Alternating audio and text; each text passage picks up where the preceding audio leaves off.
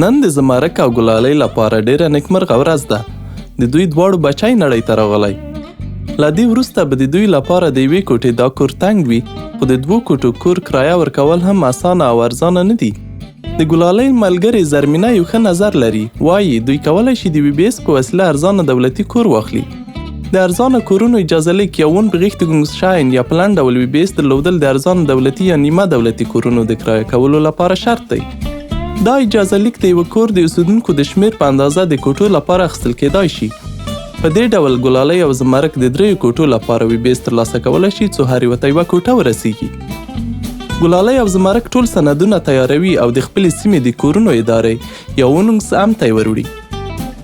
دوی اوس د BBS سند له ترلاسه کولو وروسته د کور لټون کوي او د هغو کرایي کورونو اعلانونه ګوري چې BBS غواړي. البته دوی ته له BBS سره هم د کور موندل سخت دي، ځکه په ښار کې ډیر خلک اوسیږي. ځینې وخت ډیر کسان د یو کور غوښتنه کوي، ځکه خو د کور خاوندان یا شرکتونه وایي ټول اړین سندونه تسلیم کړئ او زغم ولرئ. له څو میاشتې لټون وروسته ګلالۍ او زمرک توانیږي یو کور ومومي.